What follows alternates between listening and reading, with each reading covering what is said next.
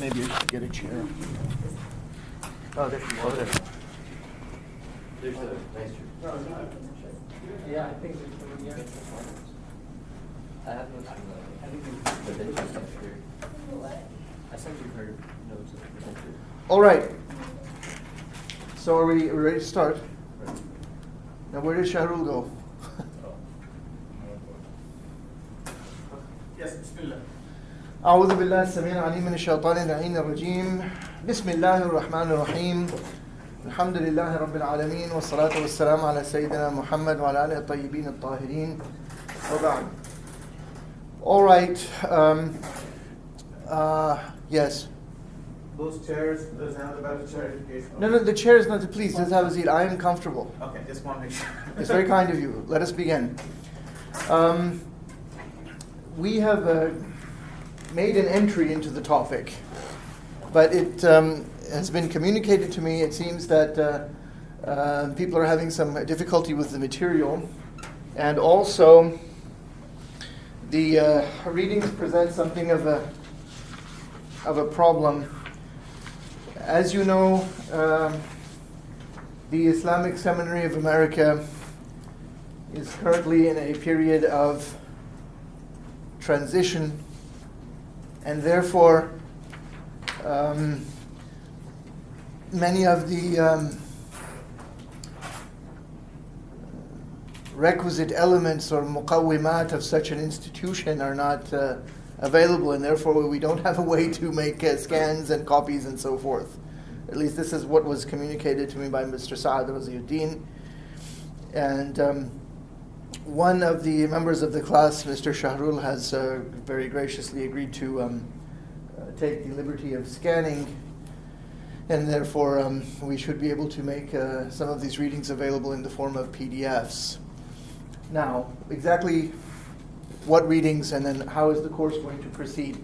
So given the situation, I think that it might prove to be a bit challenging given the format and given the students covering all of this material in its entirety. And therefore, I am of the mind, and I would like to have this as an open discussion, that we focus on Aristotle as a background, because Aristotle is extremely important in terms of background and foundation for Islamic philosophy afterwards. And then we can, once we have done the relevant bits of Aristotle, we can then use that as a pathway to enter into Ibn Sina, and then we can jump ahead and conclude with Mullah Sadra, who is, it's fit to conclude with him as the kind of high watermark of Islamic thought, Islamic philosophy, al-hikmah. Right, so that's what I think, and then we can talk about the readings for next time. How do you feel about that? And we should make this as an open and free discussion, because it's not going to be beneficial if people aren't understanding. And this is what was communicated to me, that people weren't understanding. Now, some of those people maybe have dropped the course, so maybe I don't know. So now I would like to open it up and get your feelings. Let us be concise, though. Let's not give speeches. All right. Let's start with you, sir. I am very much interested in the course. Yeah. I'm able to follow the discussions, talk everything. I have a general understanding of those broader framework of the four dimensions of knowledge, including philosophy. But I don't have a background in philosophy. So what I'm struggling is lack of time to read the assigned material because of the professional and personal side. Of course. That's the only You work issue. full time. You're a family head of family, etc. Yes. Today is the first time I was started in the morning, spent a couple of times, went through Adler's introduction to the philosophy, Aristotle introduction. Yeah. I finished the first part, the first reading I was able to do. Okay, so do you concur that maybe this might be a good approach, or should we continue with the situation as it is? No, I think a little, based on others. We need to slow down. I don't want to be... Because you said to me that people just didn't get anything last time. It's essentially what you said something like that on the phone when you called me this morning. No, I said some people are struggling. Some people are struggling. Okay, with I'm the sorry. reading material. Yeah. Not necessarily because of the content, but the quantity of the assignment. Yeah, it's too much. Yeah. So part of it is we are, some of us are professionals, and I think he's the only one seems to have some background in the philosophy. Right, Really. right. But certainly, I concur with you. We need to have grounding in Aristotle, at least even as an elementary level. All right. Really. All right, so we Because concur there is on no that. point going forward. Yes, Mubarak, do you have some thoughts on this matter? I mean, like, I think, like, I don't have a huge background in philosophy, but, like, the couple of these we've read so far, I've already read because of, like, my coursework. But I can imagine, like, when I first approached how difficult they were, and being a weekend class, I imagine that, like, the course load can get a little burdensome. The assumption being you've got all week to do it, but Yeah. most people actually don't have all week because they have, 6 or 7 other things they need to do during the week, right? Yeah. Yeah. So I guess, like, if the intention is to, like, be more foundational, I would suggest it if that's, like, how the room feels. Me personally, I find the class I would structure right now perfect for what I want. I see. Okay. But what I want is not necessarily what the room wants. Right. Well, I mean, you said you read some of these. These are the kind of books. These are the great books, Yeah. as they were once known, and they're still known, but not very well known. And the quality of a great book is that when you come back to it, you always get something new. You can spend the rest of your life reading most of the things on this reading list, and your life would not have been wasted. I want to say that. It's not, oh my God, okay, you could do that your whole life. Yeah, but you wouldn't be wasting your life. You can also spend the rest of your life on Facebook and Twitter and Instagram and Snapchat and who knows what else they'll come up with, and your life would have been wasted. So, yeah. So even though you've seen some of these things before, that's my only reaction to what you said. So he said, it depends on what the room, what the room feels. What does the room feel, Rayan? You're in the room. Yeah. We'll go around the room. Well, so the title of the course is Being or Nothingness. Mm-hmm.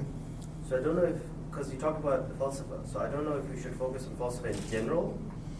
Well, the first lecture was a kind of meant as an orientation, because this is a sub topic or subfield within philosophy, or under the general rubric of falsafa, which is metaphysics. Then within metaphysics, you have the focus specifically on the study of being, and that's what ontology is. Ontology is the study of being. So I didn't know Yes. if you want to go through the branches of philosophy from the Islamic point of view, and then explain what they are, and then we focus on the Yes, I sub-branch. can do that. That won't take long. We'll do that. We'll do that today then. Because then we have a broad idea of what it is in general, but this is the I thought I did that last time, or maybe I missed some things because, as you know, Remember no, the first time there was a lot of side discussion. Yeah, the first class, even though you touched upon some of, if the students didn't have an understanding of where it fits, I'm sure that most likely would have lost a lot of topics and Yeah. names, and the books and the ideas was thrown into the discussion. Right. So it's All pretty right. Well, we much can do it again carefully. Excuse me, sir, please. Yeah, I have a similar opinion what has been already expressed. By everyone. Yes, I think we seems like we don't have a very clear outline. Even though you might have presented it, we missed it, escape our attention. And also, I'm thinking that we need some kind of email group where I don't have to wait until the end of the week. I agree. It was fully my intention to sort of send out an email this week, but then I thought there's all of these questions. Let's have a frank discussion, take some time actually in the class before we, because, I mean, it takes time to write a good email. I actually write. I would write, I don't know what people do now. They write asror or something like this. I actually write down assalamu alaikum. I spell it out. Dear so and so, close like you're writing a proper letter. And I think about my words before I try anyway, before I speak and before I write. Very important if you've studied grammar and logic to do these things. But nowadays people just write whatever. So I thought first we should understand everything, where we are going, and then we can establish a group on email. Yes, ma'am. You have the Based floor. on my own experience of only being here last class, I've been pretty satisfied with where classes. I wasn't really aware of the fact that the readings recommended were assigned, but I haven't exactly felt lost. I have sort of a rudimentary, broad understanding of philosophy in the European sense, just Okay. because of high school. What's the European sense? I have most of the traditional, Aristotle, all the way to Is that European? No, it's not Greek, but. the Greek is in general Europe. I Western- just don't know what Western exactly you civilization. mean when you said you're in the European sense. I'm just seeking clarification of Yeah, that. I'm just not trying to, Western Western philosophy. Okay. Yes. So I'm on the same page as her basically. I missed the first class for itinerary. Last class I was out of town for a conference. So I've been trying to catch up with the recordings and notes I have from Okay. friends. All right. So, but I'm on a similar page where I feel like the material is good. I like the direction. I think a general sort of grounding, as Rehan expressed it, would be beneficial. All right. I think we've heard from everyone. Saad, are you also attending, or are you? Yeah, kind of. You are attending the Yeah. attending the course now. I'm here, yeah. I'm listening. No, you were here, but are you going to be attending? Are you I'm here? not actively attending. You're here in an administrative official capacity. Yeah. Yes. Yeah. Very very good. Ahlan wa sahlan. Welcome. Do you have something else to add about it? It looked like you. No. All right. All right, there is another point which I would like to bring to your attention about the course. When this course was originally discussed with Sheikh Khalil, he had the intention that this would be a kind of preview, to use a term more from the vernacular and popular culture. It was meant to be more of a kind of a trailer, yes, to use something from the world of cinema. And that in the fall we would offer this course again, or something much like it. Yeah. So this was also, but now I am at a loss to really know what the future of this institution will be in the fall. So we must take advantage of whatever time we have and live in the present moment, as certain great Eastern philosophers have said. All right, so that's one point. Another point is, I want to make something very, very clear, and that is, I am not here to espouse or argue for a particular view or a particular position in the history of Islam. And I don't want there to be any misunderstanding on this, particularly on the first day. I don't know if that's all in all of the recordings. I honestly never go back and listen to my recordings. It's kind of strange. I don't even read my own books, okay? So I don't know, but in the first day, there was a great deal of discussion and this and that, and people asked, what is your opinion? And this continued into the next day, into the next session. So I am not here to argue for a particular position. You will find that in the history of Islam, there has been a great diversity of opinion. That may come as a surprise to many people, pleasant or otherwise, but it may come as a surprise. And every single group in the history of Islam has passionately claimed that they are following and espousing whatever is in accordance with the Quran and the Sunnah.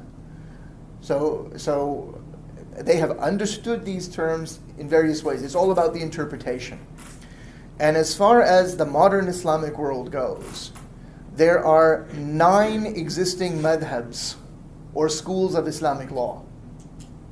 9 in all. And they have a kind of burden of, it's not burden, they have, what I meant to say, I was going to say the burden of history. They have the verdict, as it were, of history that they, for whatever reasons, and they're very complex, they have survived to modern times.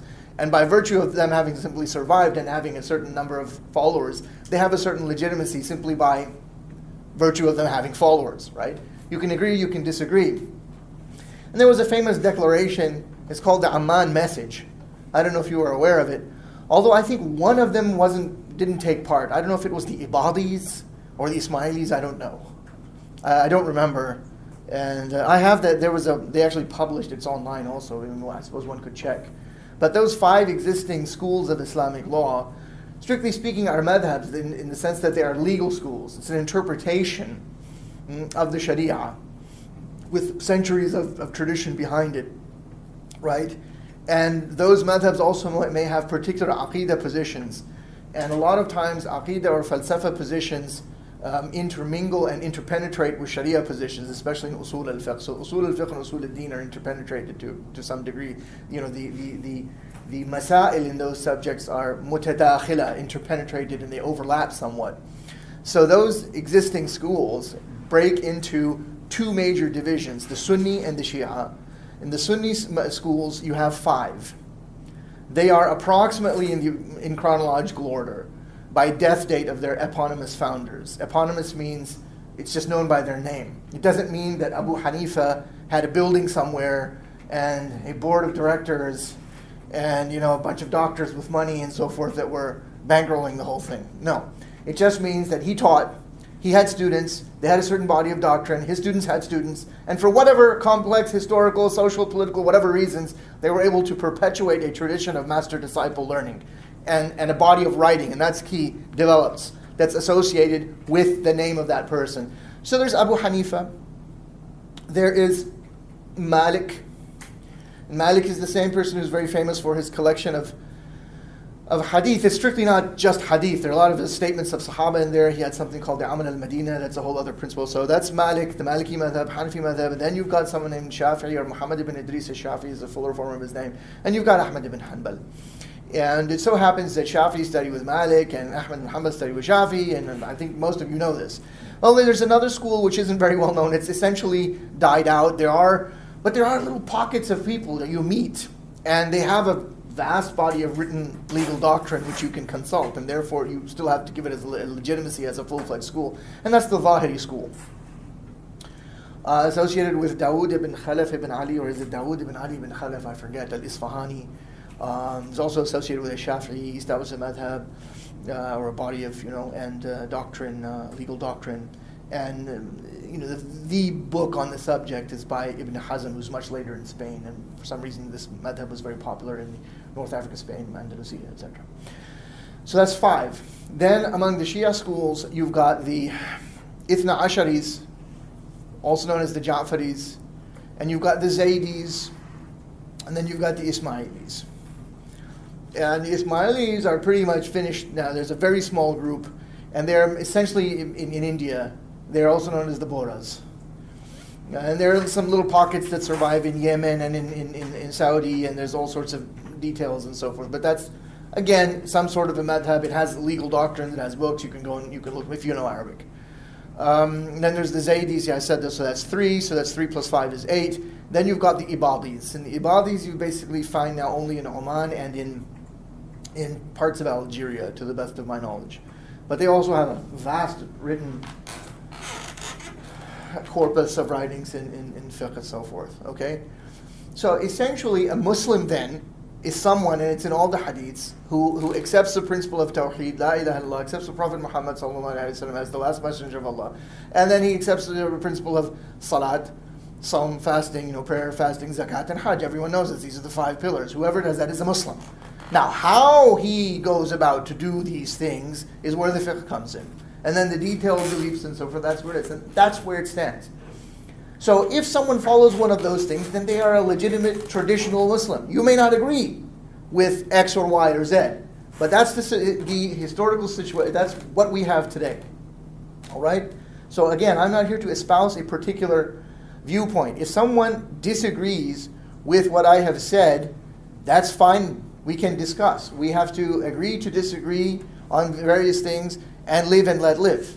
So if anyone has a problem with anything I've said, I'm not trying to espouse any particular position. We're discussing various positions. And if at some point I express my opinion, or if someone else expresses their opinion, and we can disagree, we can talk, we can discuss. All right? I want that to be very clear. Now, regarding the class and about Aristotle, there are various books. Yeah, Aristotle. This is a very good preface you made, and please. This should have made on the first day.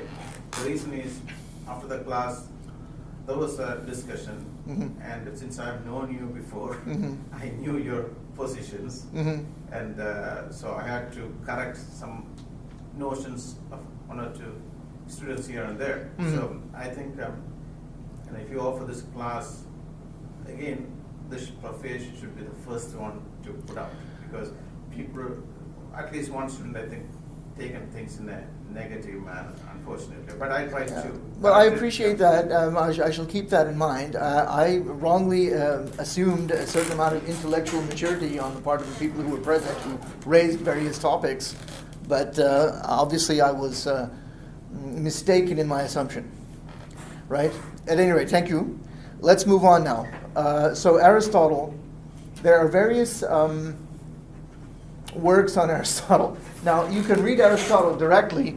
I think I said to you he's difficult. I've brought these in so you can actually see. These are the complete works of Aristotle. This is expensive. But again, you can usually find most of the works of Aristotle rather cheaply in one volume. It's called the Basic Works of Aristotle. I think Rayan picked one up at Half Price Books. Would you mind sharing? Just so people...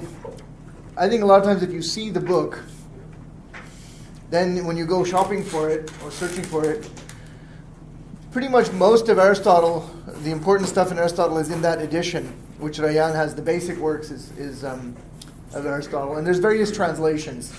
So we are interested in the metaphysics of Aristotle. That's probably his most difficult book, notoriously difficult. And you have to keep in mind that when you're reading Aristotle, you're reading a translation. It's like reading a translation of the Quran, or even the Bible, or some other sacred text, or some other venerated text, if it's not considered, the revealed text. And so you have to be very careful about issues of translation. And so if you get really serious and really interested, just as a Muslim, I guess, it would be reasonable to assume that, most Muslims probably have more than one translation of the Quran in their house, right? And they might have Yusuf Ali has a very popular translation in the U.S., and I have Muhammad Marmaduke Pickthall. They might also have Muhammad Asad. I have a whole shelf of Quran translations. So similarly, if you get really seriously interested in philosophy, you collect different translations of Aristotle or Plato or what have you. And if you're able, at some point you have to learn Greek. It's just like you're really serious about the Quran, you have to learn Arabic. I haven't taken that step. I would very much welcome that, but there's only so many things you can do in your life, and you have to sort of, at my age, decide what you're going to do. But you must keep that in mind. If you read a different translation, you might get something different. You can compare passages. Now, since Aristotle is a kind of foundational or canonical text in philosophy and Western civilization, there are many different translations. This is a very new translation. It's very readable. And I'm of the opinion that if you're coming to Aristotle for the very first time, this is probably the best place to start. Aristotle Metaphysics by this man named Joe Sachs. And he's translated other works from Aristotle's writings, like Aristotle's On the Soul. Now, when I say it's more readable, it is more readable. It doesn't really necessarily make it a lot easier, but at least the English is closer to what it is today than if you read a translation by someone else who, maybe published their translation at the beginning of the 20th century. One of the things that makes Aristotle difficult in the translation is the translations of Aristotle into English have been heavily influenced by Latin. Yeah. Now, the English language has a great wealth of words, and there are words in English that have Latin roots, and some have Greek roots. And the translation of Aristotle in English, most of the English translations are heavily influenced by terminology which is in Latin, and Aristotle didn't write in Latin. So what has happened is that the translations of Aristotle, which were done in the Middle Ages, from Greek into Latin, or actually they were probably done later, because a lot of the knowledge of Greek philosophy actually came through Arabic and translations of Arabic into Latin. But in any case, this philosophical terminology is heavily influenced by Latin. So let me ask you a question, just by way of example, to show you how the translations in Aristotle can be somewhat confusing. And this is of direct relevance to our subject of metaphysics. What do you understand, everyone here, just tell me, what do you think, for example, of what is the meaning of the word substance? Something tangible. Mm-hmm. Can you give me an example of a substance? A table? Substance that has a form. Yeah. I remember there's this, yeah. The essential nature of a thing. Right, so you guys are all getting it, but most people, in chemistry they will talk about this substance and that substance, and and they talk about substance abuse as well. So, the term has undergone, and anytime you want to sort of know in a very general way the history of a word in English, the place you go is the Oxford English Dictionary. And if you are a student at a university who has paid their fees and their tuition, then you can usually access the online version. Or if you're a faculty member, you can access. Or if you're not, if you're in the library, some libraries subscribe to the online version, you can access it. Otherwise, if you really want it, you're going to have to buy it and make room in your house for 20 volumes of a dictionary. There's also a 2-volume, but they've reduced the pages, and you need to have a substantial magnifying glass to read it. I ended up with both. So I bought the magnifying glass version once, and then when I got enough money to I became very concerned. I thought, they're probably going to stop publishing it, and so I became very nervous last year. And I thought I have to buy it because I don't want it to go online. If something like Y2K happens, then you're in deep trouble. Because you can light a lantern at least and read, but then your laptop isn't going to work. So I found a used copy, and I do not regret it. I use it constantly. So if you go and you look up the word substance, you will find out it comes from substantia in Latin, and substantia is supposed to be the translation from Greek into Latin of the Greek word ousia. Does that help you at all? No. What does ousia mean? It turns out ousia simply means is a word that means thinghood, thingness, the quality of being a thing. And so that shows you some of the problems with translation. And if you're reading the English, those will talk about, substance. You're thinking, what is this substance?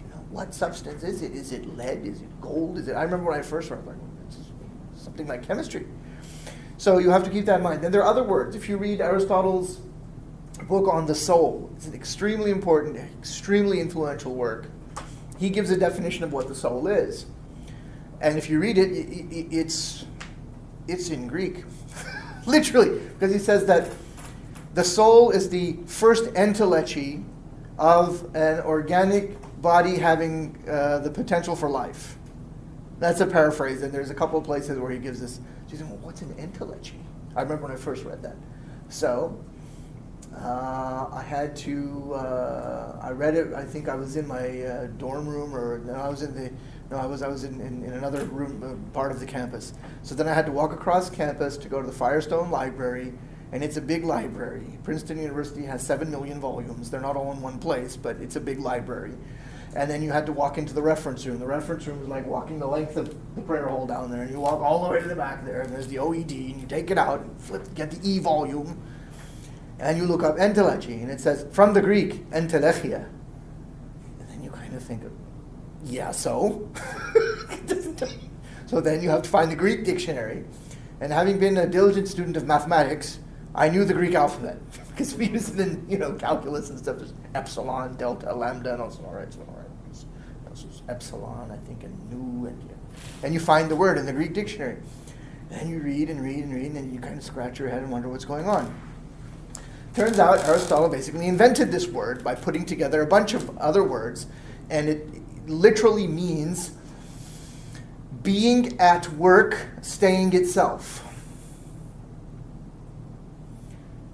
So what does that mean? So we'll leave all of this. These are just teasers. So these are the kind of issues that you encounter when you read Aristotle. And again, these are most probably his notes. They're not really written in a very readable form. And if you look at your own notes, you probably don't write everything out, or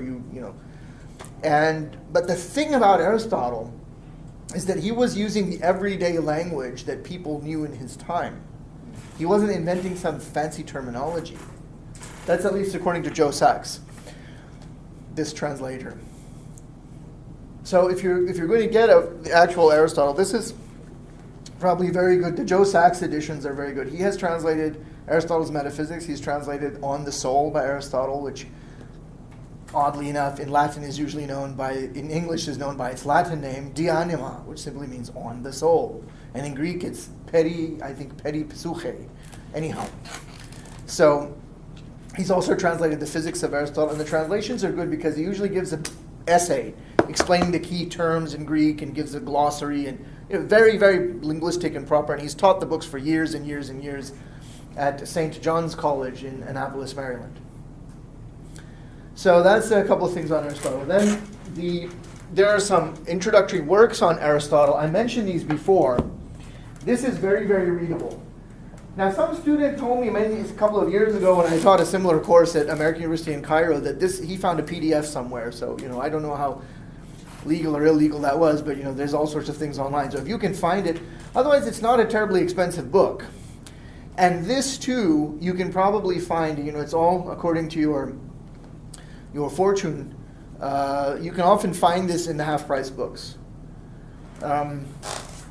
I think I mentioned before that I don't really go anywhere. I rarely leave by the house, but if I do go somewhere besides something for the groceries or to get petrol or gasoline for the car, it's to go to half-price books. And I tend to visit various branches quite regularly because the collection, people sell their books and so forth. And I have built up a good part of my library just by visiting the half-price books. And it's fun, I think, and to browse for books. Real books, not just online doing searches. So you should be able to find it. This is a very rigorous and readable and gives you an excellent survey of Aristotle, which you can read in over a few days. Who's the writer? This is John A. Vella. You can pass it around and note it down. Don't take a picture of it. Write it down. Yes. You can do this as well if you want. Is the mic on the recorder? Or is it like I don't know. It's like almost an hour in. Yeah. Okay. Other books about this is an older book, and you can see it looks very nice. It has the original cover. And I came across this in a used bookstore in London. So it's a book based on it. Yeah, for £18 sterling. Yes. But I very much liked it. And this is W.D. Ross. He's an old authority. This is a full survey of Aristotle, so this is a very serious book. And this is a nice guide to Aristotle also. And this actually is kind of a guided study. It's almost like a study guide for Aristotle because he goes over, the key texts in Aristotle, and each chapter or section gives a note, says, go and read this in Aristotle, then read this, or read this and then go and read Aristotle and come back, or do it twice, or what have you.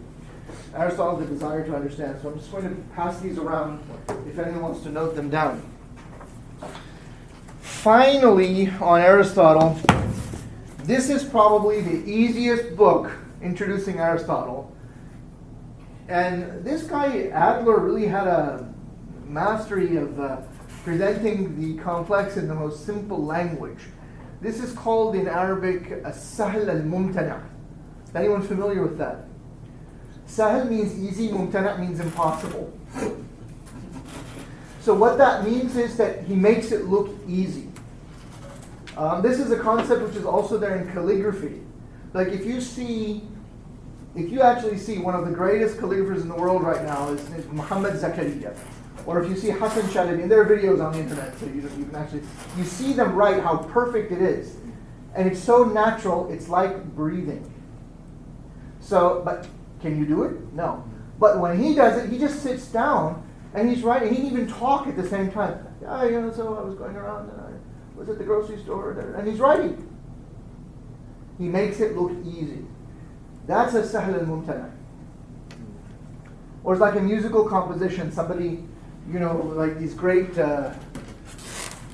musicians like Ravi Shankar or Nikhil Banerjee or one of these masters of the sitar. They get up and they play this thing, and you listen to them. And how did the guy do that? He made it look easy. So Adler makes it look easy, and he presents very difficult concepts. So this is also a very readable book. All right, so that's a little quick survey of works on Aristotle. And he even says, difficult thought made easy. Adler has written some other books which I have mentioned. Now these are not directly relevant to the class, but I'm just mentioning them. There's 6 great ideas and there's 10 philosophical mistakes. These are very useful books on philosophy. And I bought all of these at half-price books for $3-4 each. Yeah. And you can usually find in the philosophy section a bunch of Adler's books. Yeah.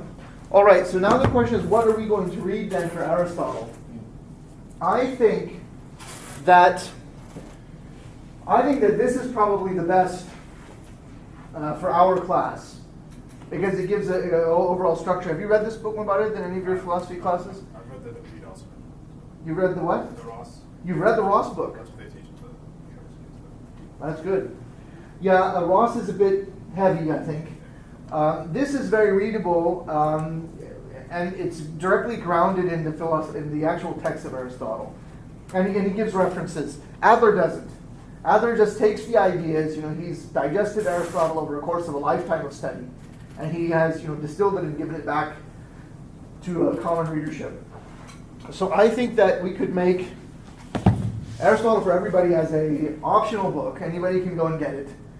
We won't structure the class around it, but you can read this and you can use it to help you understand this. And I think we should go through this rather rapidly.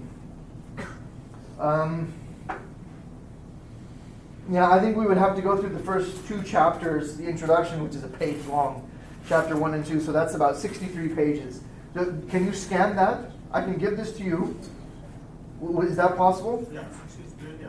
Or I don't know if someone has Wi-Fi, they want to search. I don't know. You might have to dig around in the dark web to find this book, along with plans for UFOs and I don't know what else.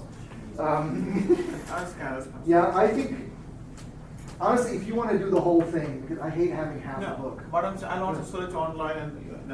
Yeah, I'll let you take this, but if you lose it, I'll be very angry. You found it? No, that's what I'm search. Did you hear that? I'm giving this to you. This is Amana. If you lose it, it'll be very bad. Right? So take care of that. If you scan the whole thing, we'll only, because someone might want to read the whole book. I remember when I was in graduate school, we would get these course packets. There would be bits and pieces of books. Annoy me. Where's the rest of the book? And I would go to the library and see the book, and so. It's not mentioning on the syllabus. Huh? I think it mentions on the syllabus in the course pack. Well, this is a recycled syllabus, man. No. Yeah. We don't have an institution here with the campus bookstore and all that. So how am I going to do it?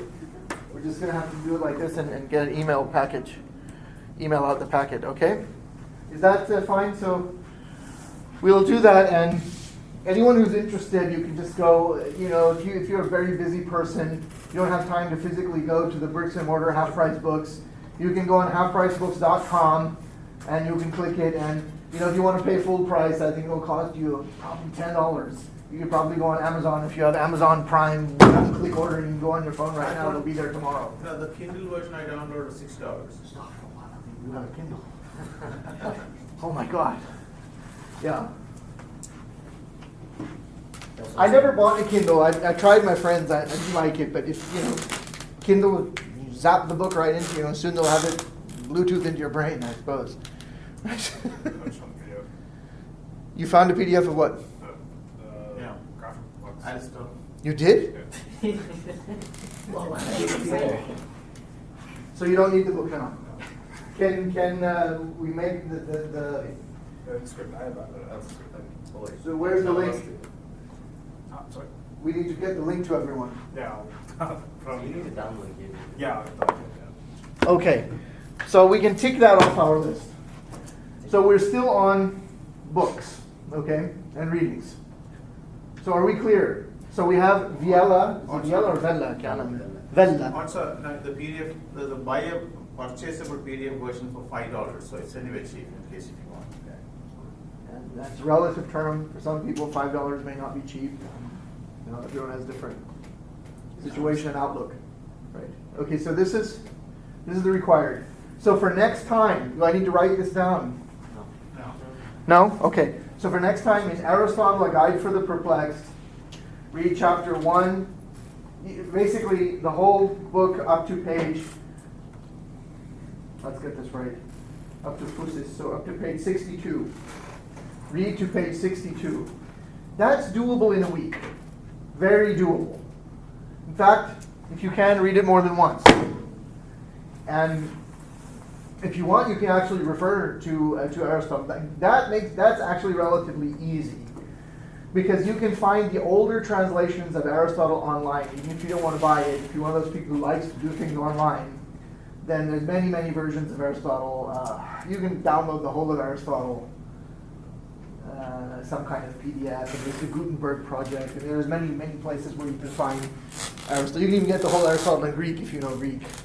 Okay? So we're done with that. So that's for next time. Now, Ibn Sina.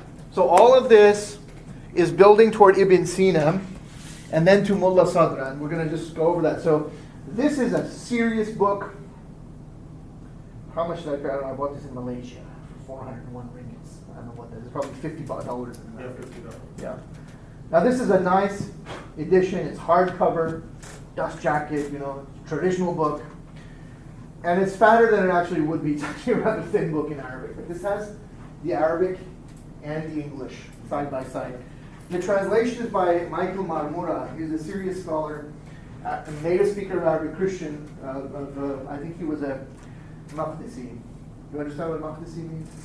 He was a Jerusalemite, because Jerusalem is often called Bayt al-Maqdis. So, yes. This translation, though, is heavily influenced by these, it's like a Latin Aristotle, Latin-based Aristotle, even though he's trying so. But this is useful. So the Ilahiyat of the Shifa.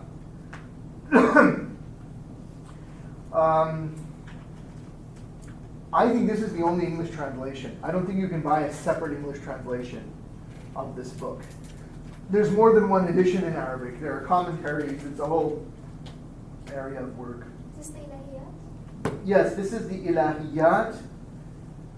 Al-Ilahiyat min Kitab al-Shifa. So it's the Ilahiyat section of the Shifa, which is known as the healing. I have a colleague, Robert Wisnowski, who at Princeton worked on the Shifa, and he called it the cure as his translation. Okay, so I don't remember what sections we wanted to read from there. What's on the syllabus is correct, though. Yeah, chapters 4 through 5. So that I think we're probably going to have to scan. I'd be very surprised if you found a PDF of this book, but maybe not. Who knows? Yeah, it's not. It's not. Everyone's Probably looking. not. Yeah. This is published as part of a series, by the way. All the books that are in Islamic philosophy have the same deep green cover. Some of the works are not strictly philosophy. There's a work of mysticism by Al-Ghazali. There's various other things in the series. It's the Brigham Young University series. So you can search that, and you might find other things that are of your interest. Okay? Then we'll go to Mullah Sadra. Now, Mullah Sadra, I'm just going to have to translate the sections we need from Arabic, because there are a couple of translations of that there are 2 translations of that book in English and 1 in French. The French is probably very good, but we don't have French. And both English translations are awful. The one by Parvez Morawij is probably the worst, but then the other one that was done, similar problems there. Okay, so yes, I wouldn't recommend either of those translations to anybody. All right, so are we clear now on that? So after the class, or maybe I'll give it to you now. So yeah, I'll take off the cover, that way I know you have the book.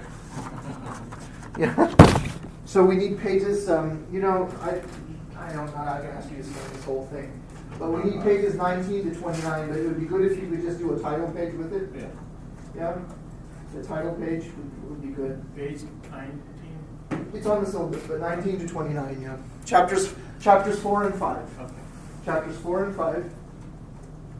All right. That's fast forward. Okay. Now, we've gotten all of the rasmiyat, as we call them in Arabic, the official stuff over now. Now we get to the actual subject matter. So,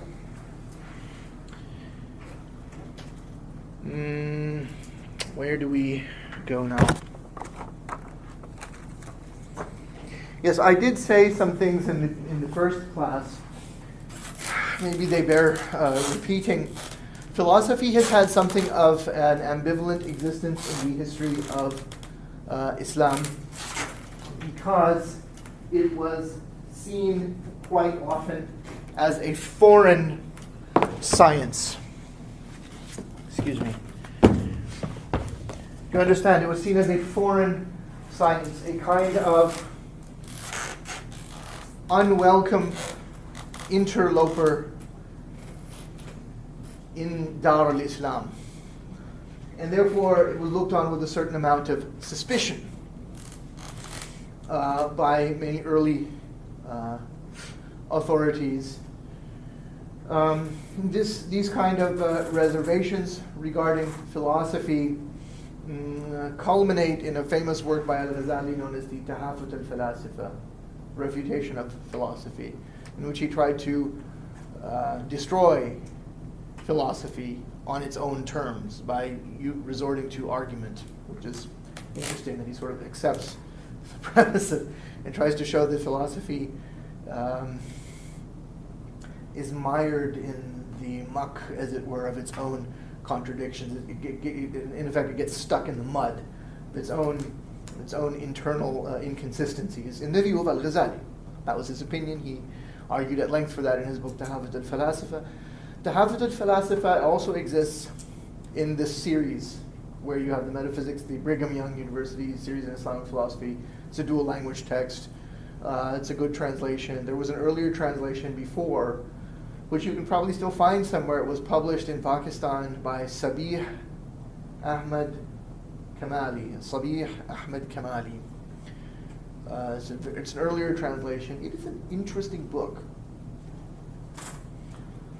But it is a short book, relatively speaking. But it is not an easy book, by any means.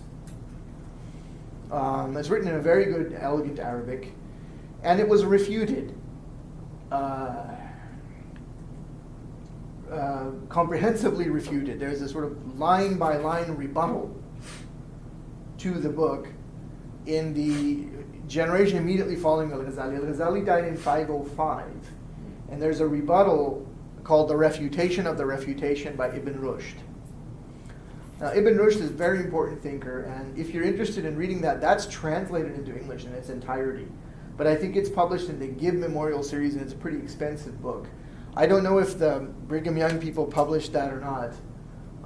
But if you are really interested and you buy Ibn Rushd's Refutation, the whole of Al-Ghazali is quoted in it, so you don't really need both books if you want to save shelf space or whatever. Ibn Rushd is a formidable scholar of Aristotle. He has a formidable refutation of Al-Ghazali. Now, after this, yes? He's also a great Maliki faqih as well, right? He's a great Maliki faqih. He came from a family of ancestral residents in Cordoba, Spain, and they were of ancestral. It was a kind of ancestral office to be the Qadi of Qurtuba in Arabic.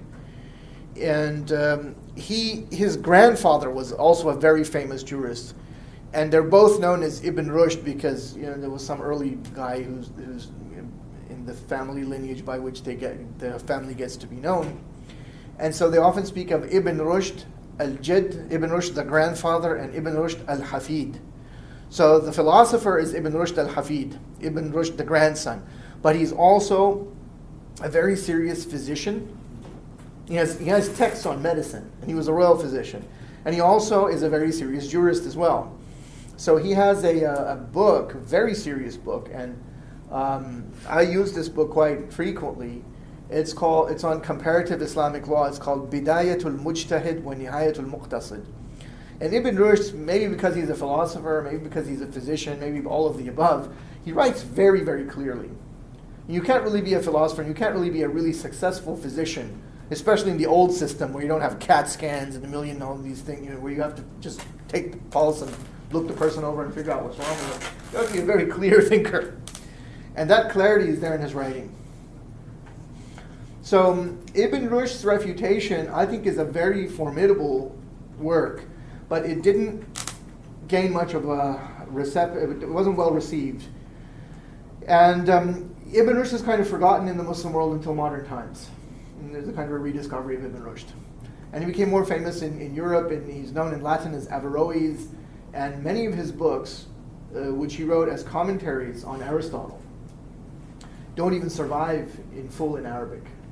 And oddly enough, he wasn't just translated into Latin, he was translated into Hebrew. So strangely enough, now there are certain whole books of Ibn Rushd which don't survive in Arabic but exist in Hebrew and Latin translation. And people like Aquinas, other figures, they read Ibn Rushd, and Ibn Rushd actually got a following in the Christian world, in his Latin incarnation, and it was called Latin Averroism, because he was known as Averroes in Latin. I think that's a really interesting twist in intellectual history, that a person who is of such formidable intellect is pretty much forgotten by his own people and his own co-religionists, and acquires this strange sort of fame in an environment completely different. I mean, not entirely. I mean, he was from Spain, etc., but he was by no means a Christian. He was exiled. He at a certain point fell out of favor with the rulers of his time, and in philosophy fell out of favor. His books were burned. He was exiled, in fact, to a town which was a majority Jewish town. And then just before he died, his reputation was somewhat rehabilitated, because that ruler who persecuted him also expired. But Ibn Rushd didn't live much longer after that. There's actually a movie in Arabic, but it's Egyptian Arabic. I don't particularly like to watch historical films in Arabic unless they're in classical Arabic. Ibn Rushd speaking Egyptian dialect is just too much to bear if you know about classical and colloquial Arabic. Anyhow, so after that, philosophy undergoes this kind of decline in the Sunni world.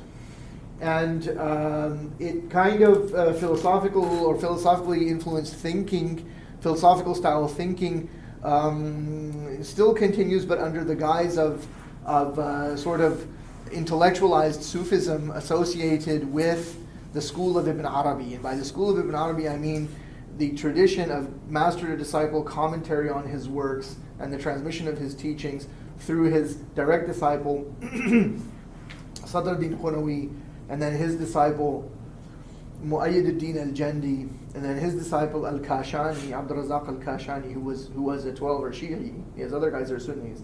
And then his disciple Dawood al-Qaisari, who was a Sunni.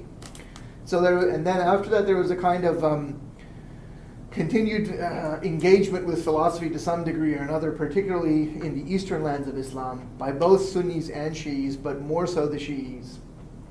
And these are just historical facts. I mean, whether one agrees with Sunnism or Shi'ism or not is irrelevant. This is simply what happened in history. I mean, most people who were involved in philosophy were not sort of your normal, so-called normative Sunnis subscribing to in Aqidah the Maturidi or the Ash'ari, the school. I mean, Ibn Rushd is a Sunni, but he does not believe in Ash'ari theology. He wants an alternative based on Aristotle. And the Shias have their thing also. And so this is how things played out. How Ibn Arabi got influenced by Ibn Rushd? Ibn Arabi was not influenced by Ibn Rushd.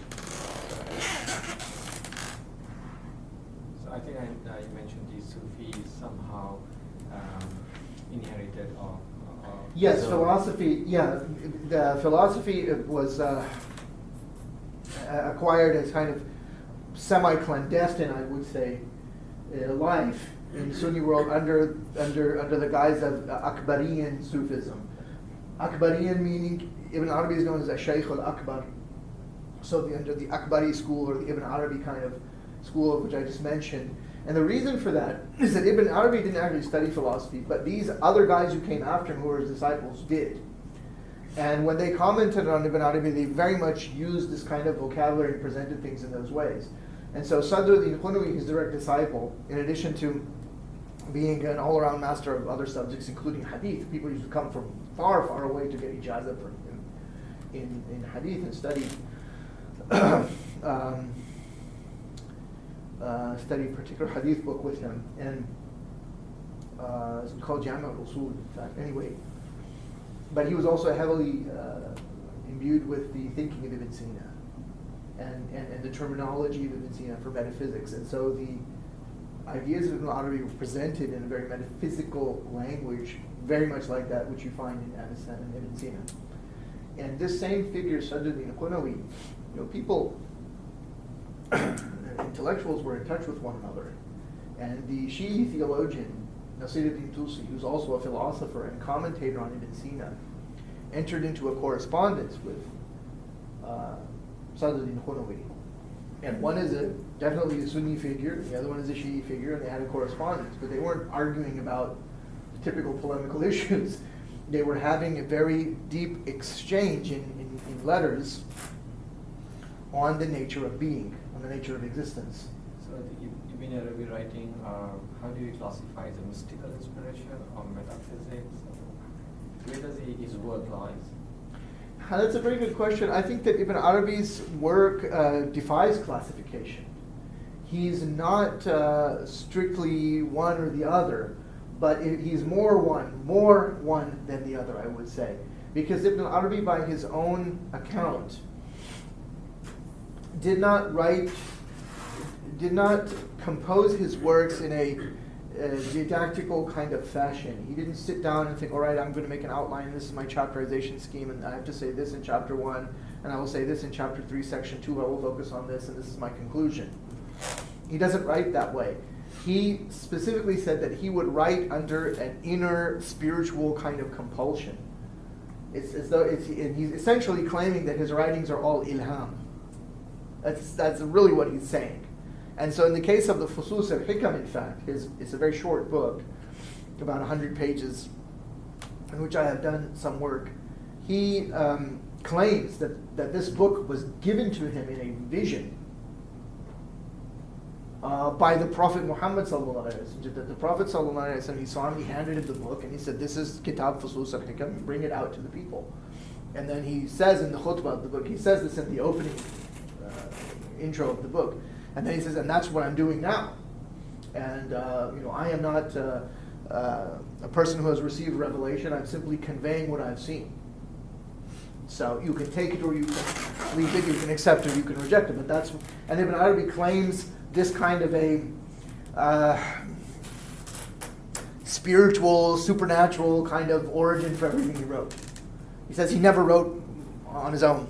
Even his diwan of poetry, which is huge, has never completely been published.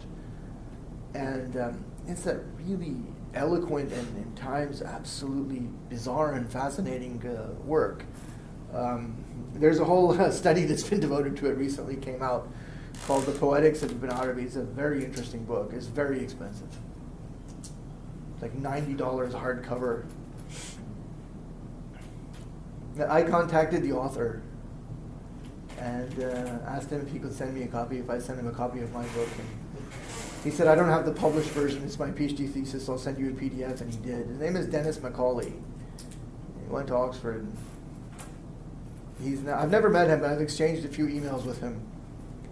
And he's now an interpreter at the United Nations, Arabic English. He's also a calligrapher, by the way. He's a very good hand in diwan, and that's also calligraphy on the cover of his book.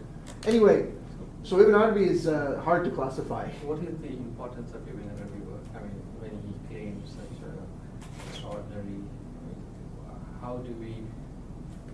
what is the importance? Why should we read it? You don't have to read anything. I mean, Yeah. like in general, if I have to address this question to someone, like to myself also, like why should I read Ibn Arabi? Maybe you shouldn't. I mean, I don't recommend that. What is the benefit of it? Like, of course, I have interest in I don't know you. This is the third time I'm sort of interacting with you. I don't go around telling people, "Hey, you need to read Ibn Arabi," because some people are just not even there, and I don't really think that people should read Ibn Arabi in English because it's just like Aristotle. There are many translations. They're all terrible, and even if you know Arabic very well, this is not a book for beginners. Yeah. So, if you are interested in profound issues of metaphysics and the inner and deep meaning of Islam at its deepest level, and we are light years away from fiqh and sharia here. We're talking the deepest, most recondite doctrines in Oriental metaphysics. In other words, what is the ultimate relationship between man qua man, that is to say, the human being as such, and God? And in Ibn Arabi, an overarching theme is is that he who knows himself knows his Lord. Man arafa nafsahu faqad arafa rabbahu. Which he always says is a hadith. Whether it's not or not, there's a whole other discussion about isnad and ilm al-rijal and so on. I don't want to have that right now. I want to address this point. So that is really what he's looking at. He's looking at what is the ultimate deep connection of the human being as human being in terms of the fitrah of the human being with Allah subhanahu wa ta'ala. And that's on the level of the individual, what we would say the microcosm. And as well as what is the connection between Allah and the universe in the large, what we would call the macrocosm. And the short answer to that question, what does Ibn Arabi say? He says that everything is a reflection in some way or another of a name of God. So the entire universe is a constant, unceasing theophany. That is to say, it is a constant and unceasing display of the manifestations and reflections of God's names. And it's constantly changing. You can stare at it and it'll just keep changing. كُلَّ يَوْمٍ هُوَ فِي شَأْنٍ. And he understands, and literally that translates as every day Allah is involved with some kind of an affair, some sort of matter. And he's busy with something. But Ibn Arabi interprets this to mean that at every instant Allah is renewing the creation. Similar to an Ash'ari doctrine, which sort of the Sufis adopted and interpreted in a certain fashion, that the universe is constantly being animated or made to live or to exist by Allah subhanahu wa ta'ala. And if it stops for 1 second, it's gone. So that's a glimpse sort of what Ibn Arabi is. So if you're interested in that question, then that's something to read. But Ibn Arabi really has to be understood in Arabic. There are various translations of the Fusus al-Hikam. There have been other translations of huge, 2 volumes of anthology of clips taken from Ibn Arabi translated into English. But I don't think they work. And that big book of different clippings from Ibn Arabi translated was done by William Chittick, and it came out when I started graduate school, and I bought the book and I read the introduction, I flipped through it, and I said, yeah, enough is enough, and I put it on my shelf. I said, I don't think I'm ever going to look at this again until I learn Arabic. I'm wasting my time. I was studying Arabic. Why should I read this in English? So that's what I did. And if there's no way you're ever going to learn Arabic, and that might be the case for some people, they don't have time and what have you, and you have to read them in English, then that's another matter if you're really interested. But you have to understand that you are reading something that reflects very much, and it's more so the case of Ibn Arabi than even the translation of the Quran. Why? Because we have so many translations of the Quran, and we have a whole tradition of tafsir. Ibn Arabi is extremely important, and he was read all over the Muslim world. Fusus al-Hikam, this short book of his, you will find it in every significant manuscript library in the world. But that doesn't mean that everybody in the Muslim world was reading. It was read by a sort of a creme de la creme, a sort of elite, the very elite readership. And if you want to read Ibn Arabi in Arabic, he has so many references to the Quran, and they're often indirect. So you have to know about the Quran. He also has many references to the Hadith. You have to understand something about the Hadith. You have to be able to know where to go and find. If you want to follow up on the Hadith and look in these, you have to know how to do all of that. So he's writing for a group of people who already knew these things. It's not a beginner's course. Okay, we got off on a big aside on Ibn Arabi.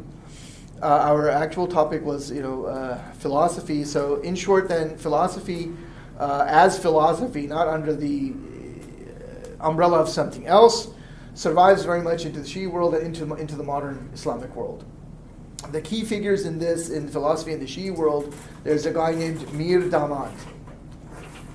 That's how his shortened version of his name. He's actually Sayyid Muhammad Baqir. And Damad is a Persian word which is also used in Urdu, which means what? Does anyone know? It means son-in-law. He became known because he married the daughter of a famous guy, and anyway. So he is an extremely important scholar of Ibn Sina and other things. He's an all-around encyclopedic figure. And if you look at Islamic intellectual history, I'm struck by the sheer number of encyclopedic people we have had in our history in different times. It's not like they were all in one particular decade in one particular part of the world. It's all over the place. And it's amazing how you will find, I used to, when I taught in Malaysia, I had a few students from Bosnia.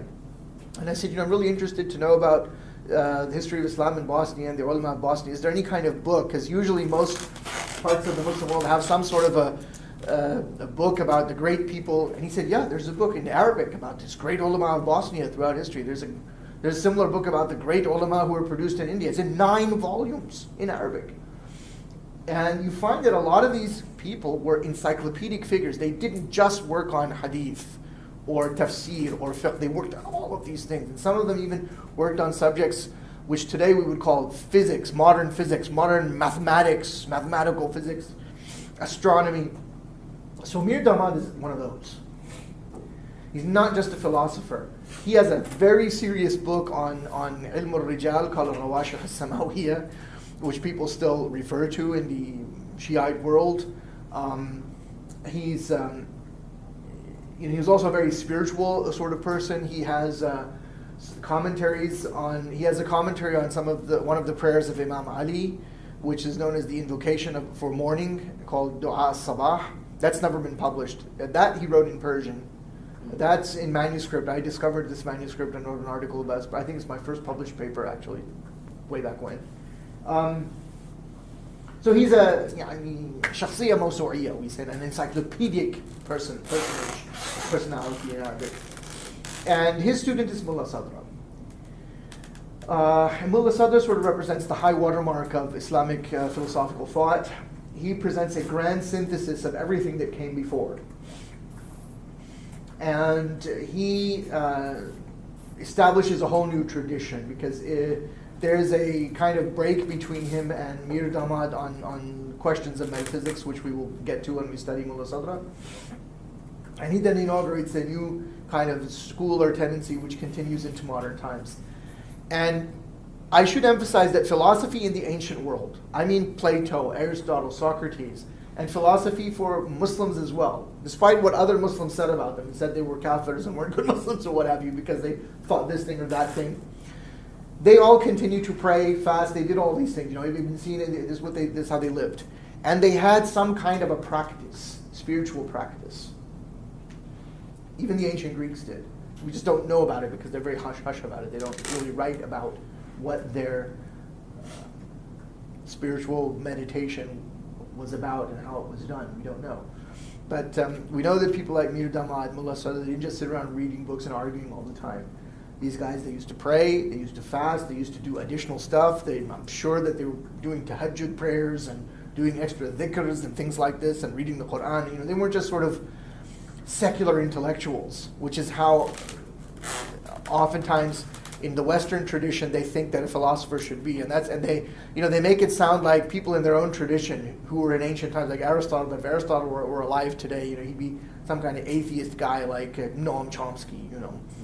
He'd be a public intellectual like Noam Chomsky, who would lean to the left and support left-wing causes and whatnot or something like that. So these sort of are anachronistic. They read back the attitudes and prejudices of today back into history.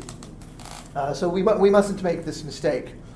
Mullah Sadr then inaugurates this kind of a tradition, and in him there's a tremendous creativity in his synthesis of all of these tendencies, along with this rigorous kind of spiritual practice. Mullah Sadr had a tough life because people didn't like his ideas in his time. They said he was a heretic. He in fact had to leave Isfahan and had to go live in a tiny town outside of Qom. Qom is a very famous place in Iran and became much more famous after the revolution in Iran. That's sort of where all the big religious schools and madrasas are. But it's known in Shia history for study of hadith and stuff for a long time. It's also known as a miserable place in terms of weather. And it's really hot. I've been there once in my life, and I lived there for a while. I was just passing through, I did a whole tour of Iran, and I lived in Qom for a while. And I was always told that the water there is terrible. In fact, they didn't have running water until sort of modern times, and it was neglected, especially by the Shah and so forth. And I was told that the water and everything is really, really salty there. And I had forgotten this, and I was at the house of of a man named Sheikh Ahmed Amini Najafi. And anyhow, so we were sitting and talking and doing this and that, and he his wife makes some tea, or the servants made tea. Someone has tea sent into the majlis where we're there, the sitting room, and and the Iranians have the habit, they like to take sugar cubes and they put them in their mouth, and they sort of dip them in, and then they drink it like this. And I wasn't used to this way of doing things, so I asked for a small spoon and I put in a few cubes and I stirred it and so forth. And then I drank the tea. I was like, this is not sweet, because I kind of like my tea on the sweet side. So I put in another sugar cube, another sugar cube. I don't know what's going on. I was a bit distracted because we were also talking. Then I finished the tea, and then I think it came time for the dhuhr prayer. So I said, do you mind if I just go for the restroom, for abdast, for wudu? He says, yes, go ahead. So I'm doing wudu, and I put the water. And I'm like, oh my God, what is this? And so then I remembered that I had read in a book that Qum is very salty water, which explains why many of the Shia ulama who live in Qum for a very long time are bald. Because you wouldn't know, because they wear turbans on their head, but if they take them off, they're almost all bald. And I think that washing your hair with that has had a very bad effect. But anyhow, so this poor man, Mullah Sadra, had to go live in some miserable tiny town outside of Qum, in complete isolation. Everybody hated him, And he writes very, very clear Arabic. And his teacher, Mir Damad, writes very, very difficult Arabic.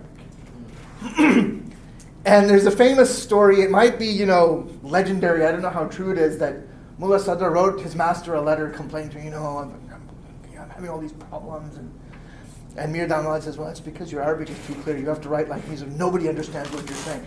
And Mir Damad really uses the most difficult possible words, and you have to reach for your dictionary, because he's doing this on purpose. There's a famous book which doesn't talk about these people, but it's somewhat relevant. It's called Persecution and the Art of Writing by Leo Strauss, the Jewish philosopher who taught at the University of Chicago, and he has the dubious distinction of being the godfather, as it were, of the neoconservative movement. Anyhow, so I think Mir Damad was trying to avoid being persecuted by writing his most philosophical works in the most difficult possible language, so that even if someone is trying to find out his ideas, he will give up. And Mullah Sadr to do that. Ibn Arabi also did something like that, right? I don't think Ibn Arabi was consciously trying to do anything. I think he was just writing, and Ibn Arabi is not obscure in the way that Mir Damad's Arabic is. Ibn Arabi's language is really quite beautiful, and you read it for pages and pages. Wow, that's so beautiful. And then you kind of think, but what did he say? So then you go back and read it again. Whereas with Mir Damad, you're sort of stuck on the first couple of words. What is going on here? And then you read it to the end, and you go back and you think again, and it's really hard. And he did the same thing in Persian, because he wrote in Persian also. And so, just by way of a little anecdote, you might be surprised to know that these Shiite seminarians are a very funny bunch. When they are not lecturing in public and so forth, they do like to joke and enjoy themselves, and they act like normal human beings. In public, they're very, very, there's tremendous gravitas, especially among the Shia ulama associated with them, especially in public. But you get to know some of these guys. They have all these hilarious jokes which they use in the seminary. And so I was sitting with some of these people. I will not name names, and they wouldn't mean anything to you anyway. But this guy tells the joke. He says to me, Mir Damad, he was so difficult when he would write. They tell this joke in Najaf. I said, what's the joke? He said, well, all right. Mir Damad is dead. After he dies, he's in the grave. And the two questioning angels come to him, Munkar and Nakir, ask the questions. And so, of course, what's the question? Sunnish, it's all the same. They ask you, Man Rabbuk, who is your Lord? And then, Mir Damad answers in his typically difficult and obscure way. He says, Ustaqussatun fawqa al-ustaqussat. Now, he's using a word in Arabic, which originally comes from the Greek. It just means that Allah is the ultimate principle beyond all principles. And, Munkar looks over at Nakir, and Nakir and they don't know what to do. So they think, we've got to go back up to Al-Mala al-A'la and ask Allah subhanahu wa ta'ala. It's a joke, all right? Don't do takfir me, okay? To see what to do. And then he says, what should we do? He says, nobody understands what he says, just pass him. And I said, so he said, yeah, he says, we have lots of jokes like this in the seminary. I said, okay, great. All right, so a little bit of humor there. Now, so Mullah Sadra then inaugurates this tradition. He's writing, this is very clear Arabic, that continues into modern times. And although he was highly persecuted, he nevertheless gets a tradition. And he was a very pious man. He went on Hajj 7 times, and he insisted on walking barefoot all the way, backward and forward. And when he came back on his last pilgrimage, he died. And he's buried, they say he's buried in Basra, which is in Iraq. Okay? So he inaugurates a tradition, and that tradition very much continues into modern times. Into the 19th century, you have the last great figure of the school is someone named Mullah Hadi Sabzawari. And why do I say the last great? Because basically after the 19th century, you get all this influx of Western ideas and Western philosophical ideas. The school of Mullah Sadra also continued, strangely enough, in India. There was a lot of interaction between Iran and India, and there was a lot of migration over centuries, even from the so-called Mughal period, and continued for quite some time. So how exactly the teachings of Mir Damad and Mullah Sadra get to India, we actually don't know. This is an area of continuing investigation. One of my colleagues, a very good friend of mine, Sayyid Sajjad Rizvi at the University of Exeter, who's also head of research at the Shia Institute, with which I'm associated in London, has been investigating this question for some years and has written some scholarly papers on the subject, which you can get PDFs of. Anyhow, and so this school continues and survives into modern times. Things ultimately changed, and the philosophy of Mullah Sadra and his school is considered by many people, probably a majority of, or a significant number. I mean, there's a difference on this, but a significant number, almost I would say a significant number to constitute a majority of Shia scholars who consider that to be kind of definitive, in the same way that let's say the formulation of Thomas Aquinas is considered to be definitive among most Catholic clergies, right? So that's kind of a overview. Oh, I did say it went into India, and there was a figure in India who died around 1917, who's also part of this tradition. And we don't know much about him. It's very strange. His name was Sayyid Murtaba Nahrawi. So he was from a little town called Nahra in Urdu, or we kind of Arabize it and put an alif and a lam, but it's Sayyid Murtaza Nahrawi. And he wrote in Arabic. He wrote this massive book, which is a commentary supposed to be a commentary on the divine names. It's called Mi'raj al-Uqul, the ascension of the intellects. But oftentimes people who wrote commentaries would use the commentary genre, this way of writing commentaries, as a way of investigating all sorts of ideas, and it becomes more than just a commentary on a book. And if you're wondering what he's commenting on, there's actually a prayer ascribed to Imam Ali ibn Abi Talib alayhi salam in the Shi'i tradition called Dua al-Mashlul, or the prayer of the lame. There was a person who was afflicted with a kind of paralysis who came to Imam Ali complaining of his condition, and sort of the background to it. And Imam Ali said, well, why don't, if you recite this prayer, you will be cured, and it has so many of the names of God in it. And he goes and he does it, and of course he's cured, and it's transmitted in the Shi'i tradition and so forth. And there's nothing there except divine names. It's Ya Allah, and Ya this, and Ya that, and Ya Rahman, and Ya, all various divine names. And so he takes this as a point of departure, and it's really a presentation of the ideas of the school of Mullah Sadra and Mir Damad, and it's a massive work. I just came across this book, maybe about 15 years ago now, and tried to find out more about it, because we only found one volume, and there was supposed to be 10 volumes written. He was only able to write 3. We've only able to locate 1. I'm told that we found volume 2 and 3 now somewhere in India. And we published a facsimile, high-resolution digital copy, because the book was written by hand and published that way. And it's about 600-700 pages. And I wrote an introduction about who this man was, and you don't find almost any information about him. But since it was recent, he died in 1917, we tracked down his grandson, and I interviewed him by telephone. He lives in New Delhi.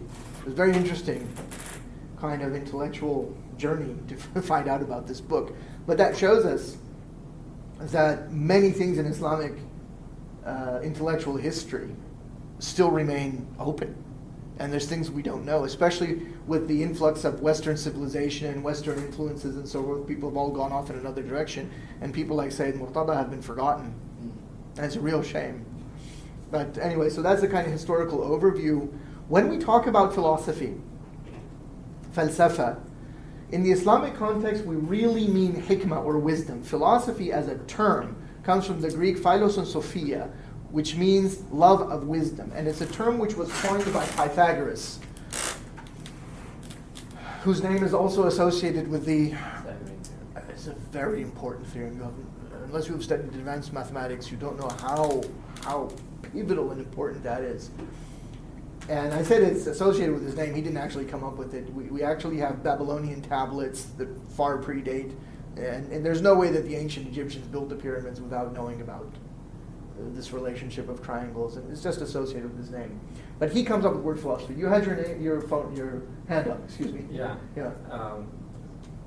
You mentioned about the history from this in the Shia world. Yeah. Is there any contemporary Sunni world in the Sunni world, any school of philosophy? I heard one name. Mm-hmm. I don't And know. what name is that? The Shah Waliullah. He's not really a philosopher. People often use the term philosophy very loosely. So many of you, in your working life, you're involved in corporations, right? You work for a corporation, and they say, well, the philosophy of corporation XYZ is this. It just means it's a, in Persian, in fancy Urdu, we would say it's a tarz fikr, it's a rawish, it's a way of thinking. That's all it is. It's not a falsafa. They just have a particular way that they think that their corporation should be run, and the corporation has a particular culture, and so on and so on. So this is the way people often use words very loosely. And particularly modernist writers who come out of India and Pakistan, who sort of knew English but not really, and wrote books in the early 20th century because they felt a sense of great inferiority with the British, and they wanted to show that the Muslims who also had really great and important personalities, and they'll write some book on Shah Waliullah and they'll call it the philosophy of Shah Waliullah. He's not a philosopher. Shah Waliullah is actually a very straight-laced hadith man. He's somewhat innovative in his own respect. He's against a lot of ideas of taqleed and so forth, which were there, but he's not in favor of philosophy. And he really is the kind of inspiration, at least in the subcontinent, for what later becomes the Deobandi movement. They all speak of, the Deobandis speak of Shah Waliullah with great respect and high regard, and see him as their predecessor, you see. So he's not a philosopher. And you will notice that in the Deoband curriculum, no philosophy is taught there. It's not there. Sunnis have no school, philosophy school. I am very sorry to say that philosophical thought of any real caliber is almost completely non-existent in the traditional Sunni world. If you want to say, okay, well, we'll go to the University of Rabat in Morocco, and there will be some guy there who is a Muslim, a Sunni Muslim, that's what you find in Morocco, who maybe teaches philosophy at the University of Rabat, but I'm sure he's probably teaching some recycled French ideas. And that's usually what they do in North Africa. And he might throw in a bit of Ibn Khaldun and Ibn Rushd and so forth because they were North African. You find this with North Africans, this sort of nationalist element, and they love now there's been a sort of resurgence of Ibn Rushd. And I have in mind in particular, his name is Muhammad, I think it's Muhammad al-Jabiri. He sort of fancies himself to be a philosopher. But he writes in Arabic, and maybe he's written stuff in French. But so I would say no, particularly not in the eastern lens of the Muslim world, the eastern part of the Arab world. But in the western, in the Maghrib, North Africa, and so forth, because of French influence and what's called continental philosophy, or philosophy which is very much associated with Europe, the continent of Europe, not England. They're not Britain. So there is a lot of ideas like that are floating around, but they are fundamentally at odds with real philosophy, in my view. It's very heavily departed from traditional philosophy of Aristotle, of Plato, of these ancient thinkers. And in Anglophone Muslim countries, it's basically India and Pakistan. You have all kind of people who are writing essentially worthless MAs and PhDs on God knows what, where they examine everybody. I think that there's like a cottage industry in India and Pakistan on writing on Iqbal and Kant, Iqbal and I don't know who, Iqbal and this, and this stuff is usually pretty lousy, to be blunt. It's not very profound. It doesn't rise to the heights. A lot of these people who write these things, they don't know Arabic. If you want to talk about philosophy in Islam, if you don't know Arabic and if you don't know Persian, and yet you have to know Persian, a lot of things were written later in the Persian language. You are really not really in a position to do anything, and that's a big tragedy in the India, Pakistan, Bangladesh cultural sphere, geographic region. Excuse me. That because of colonialism and the influence of the English language, has been a huge decline in traditional knowledge about Islam. So the Urdu language has suffered and things like this. I don't think the Bengali language suffered. The Bengalis tend to have a very nationalistic kind of thing, and it's a different sort of language from Urdu. But anyhow.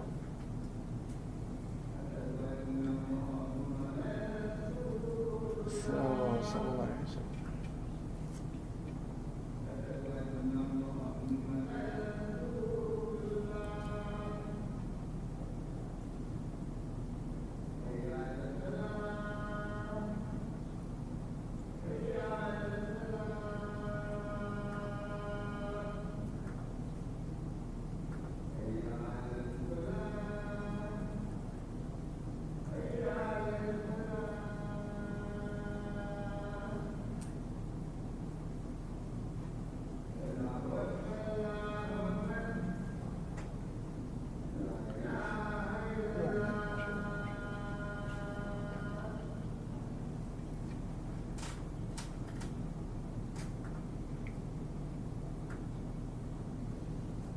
So before they call the Iqama, to try and conclude, so philosophy essentially in the Islamic world, it became identified with wisdom, hikmah, which is a Quranic term. And philosophy basically splits into two major subjects: theoretical philosophy, or al-hikmatul nazariyya, and practical philosophy, or al-hikmatul amaliyya. Practical philosophy includes ethics. And then theoretical philosophy includes logic,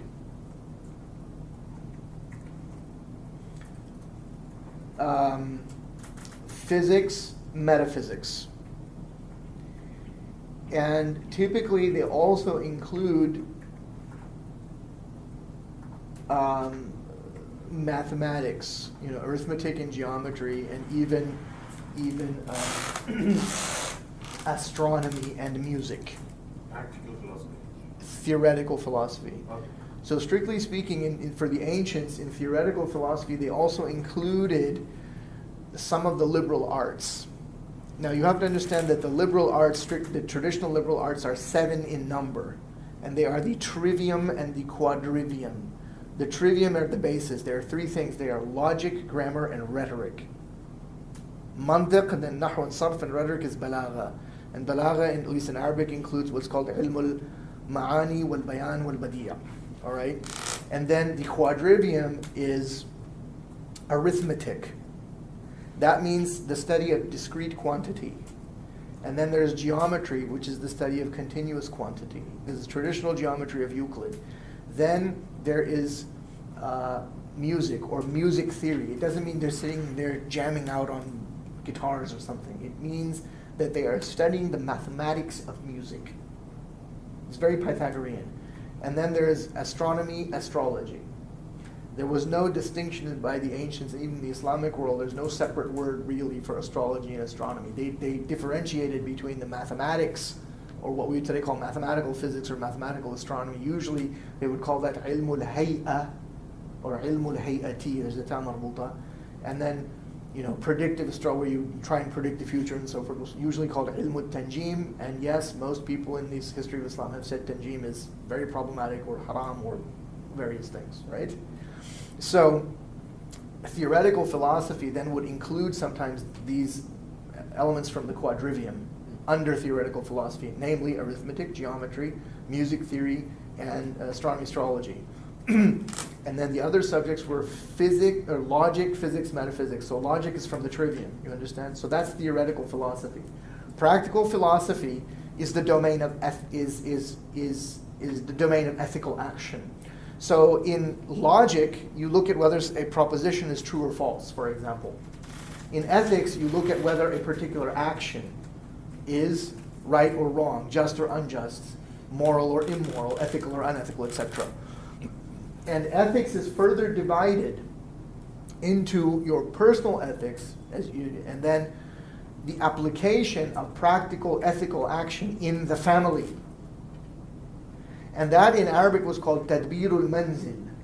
And in traditional English, I know that the word doesn't have this meaning anymore, this usage anymore is not widespread, but if you look in the OED, it's called economy or economics. Or in an American context, and even here you could say home economics.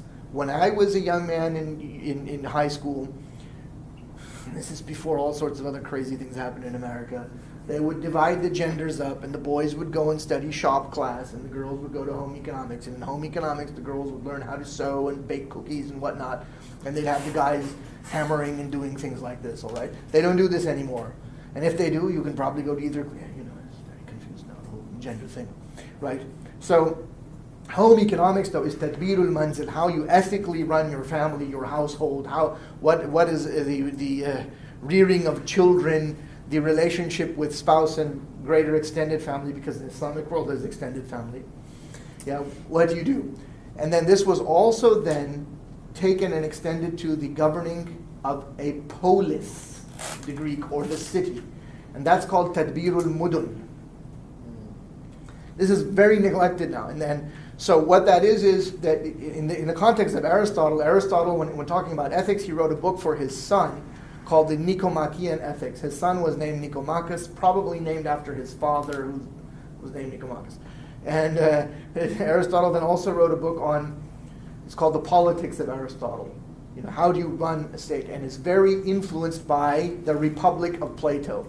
The Republic of Plato is probably the most important book in the history of Western civilization. The Republic, along with the Nicomachean Ethics, is highly influential. Anyhow, so that's how it worked out in the Islamic world. And there are works on practical ethics, what you call akhlaq. But in the Muslim context, they would often combine things from psychology. And psychology is not what Freud and Jung bequeathed to the world. In a traditional sense, it means the study of the soul, psyche. Psychology, the Greek word for soul is psyche. And so there, in some of these traditional works on ethics, they would begin with the creation of Adam. And Adam, what is man as man? What distinguishes man from the animals? Well, man has a rational soul. Rational soul means he's endowed with reason, with aql, and also endowed with speech.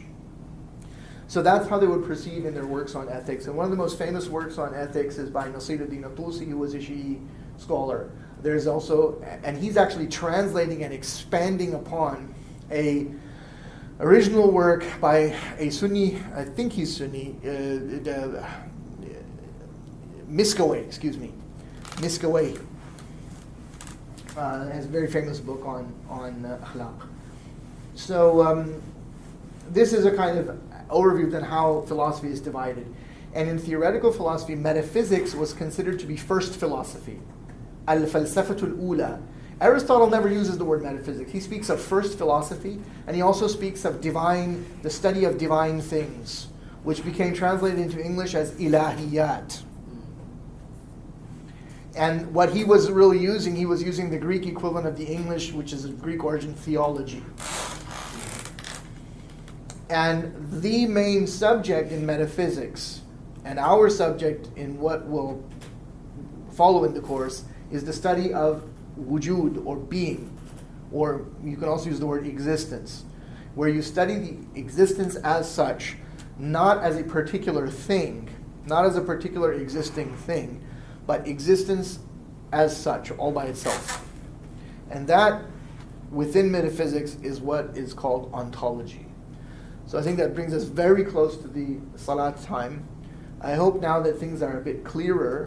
I think now that we have the PDF of that book, we'll be in a much better position to give you a foundation and a grounding so that you can make some meaningful progress even after you leave this course and, in your future life. I hope, if you realize a course is useful if it still means something to you 20 years later.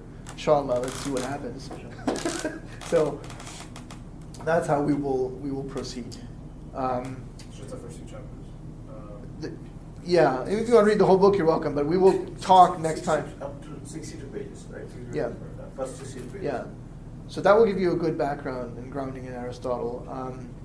If you like, I can stay for a little bit beyond the Salat, beyond the Namaz. I don't know how long they will.